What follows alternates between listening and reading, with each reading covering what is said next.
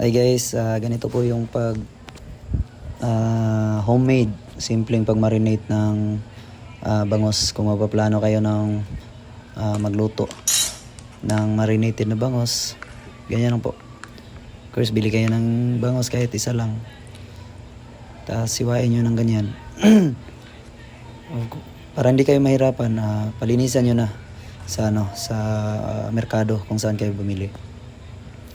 Pagkatapos, ganyan, hugasan nyo mabuti, kunin nyo yung mga bituka at yung mga laman loob ng bangos kasi mapait yan. So kailangan meron kang tuyo, suka, ilagay mo dyan. Tapos may paminta, bawang at saka kalamansi. So yun, ganyan lang, mamit ka lang ng kutsilya. So sundan mo lang yung kung paano ko ginawa. Yan, napakasarap ng resulta niyan.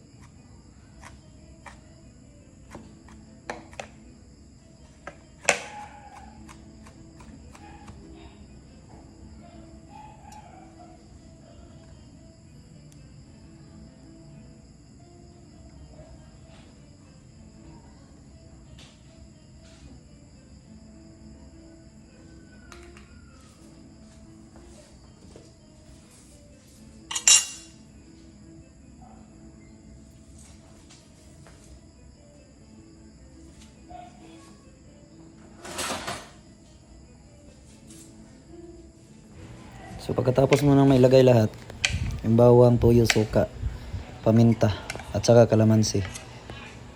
So ganyan yung gagawin mo. I-mix mo na at of course ihalo-halo mo sa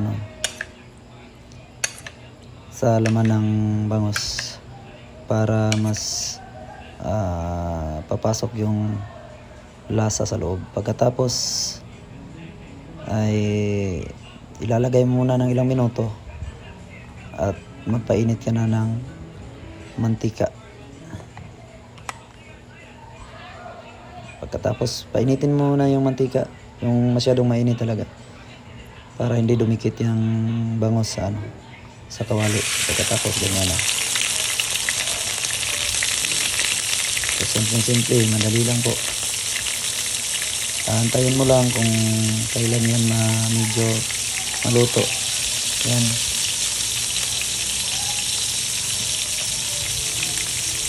Kahit kunting mantika lang ilalagay mo yan.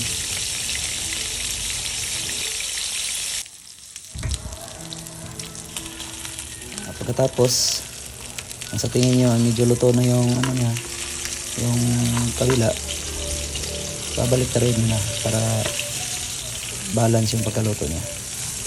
Gumamit ka sana kayo ng tong, huwag yung ganyan. Wala kasi kaming tong kaya ganyan yung nangyari. Muntik ng